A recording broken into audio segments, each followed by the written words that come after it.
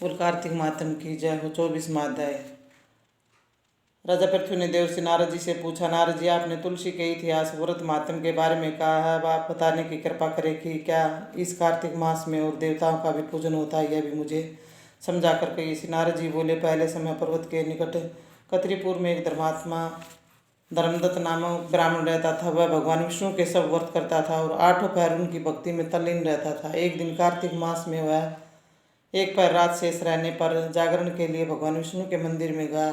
वह हर प्रकार की सामग्री लेकर पूजा करने के लिए जा रहा था कि उसने मार्ग में एक बड़ी भयंकर राक्षसी को देखा, जिसके कि बड़े बड़े दांत थे, लपाती हुई जीभ थी, बड़े बड़े लाल लाल नेत्र थे, जिसका शरीर नंगा था, मांस रहित था। उस भयंकर राक्षसी को देखकर धर्मदत्त बुरी तरह से कांपने लगा और कुछ उपाय न देखकर उसने पूजा वाली थाली और जल का लोटा उस राक्षसी पर फेंक दिया, क्योंकि उसने भगवत नाम का जप करते हुए वह सामग्री और जल का लोटा जिसमें कि तुलसी दल पड़ा था उसको दे मारा। इससे उसके जन्म जन्मांतर के पाप नष्ट हो गए और उसे अपना पूर्व जन्म स्मरण हो गया।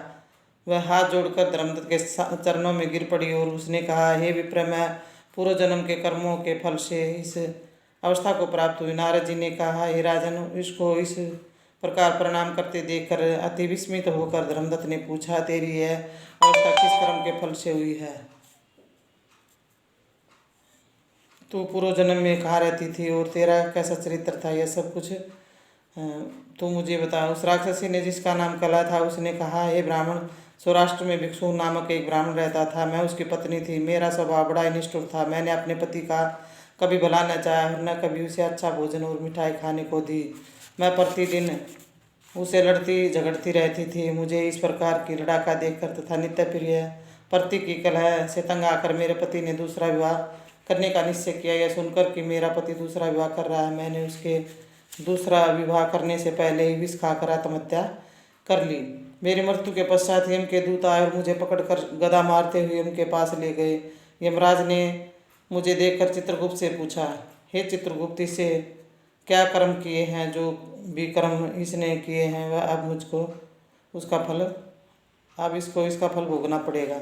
चित्रगुप्त ने यमराज से कहा, इसने अपने जीवन में कोई भी अच्छा कार्य नहीं किया। यह सदा अपने पति को खराब भोजन देकर आप सदा अच्छा भोजन करती है, इसलिए यह विष्ठा खाने वाली होगी। इसको अब सुकरी का जन्म दिया जाए, जो कि यह अकेली ही पाक के बर्तन में भोजन करती थी, इसलिए यह अपने बच्चों को खाने वाली बिल्ली हुई।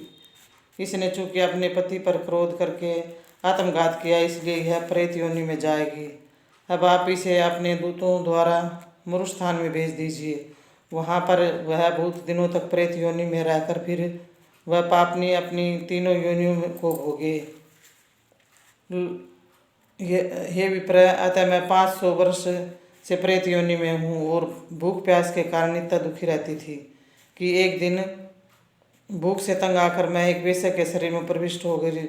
उसके शरीर द्वारा मैं कृष्ण और वेणी के संगम पर इस देश में आ पहुंची। मैं उस वैश्य के शरीर में रहती थी कि एक दिन भगवान शंकर व विष्णु भगवान ने मुझको बालात उसके शरीर से बाहर निकाल दिया। फिर मुझे आप दिखाई दे गए। आपके लोटे में से तुलसी जल का एक छींटा मेरे ऊपर पड़ा, जिससे कि मेरे सब पाप नष्ट हो गए। द्विजोतम, अब आप मुझे यह बतलाए कि आगे होने वाली तीनों योनियों और इस प्रेत देह से मेरी मुक्ति किस तरह होगी।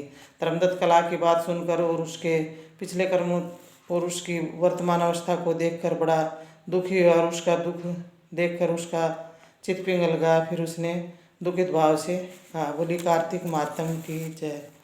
कार्तिक मातम का 24वां अध्याय समाप्त। बोली कार्तिक मातम की जय।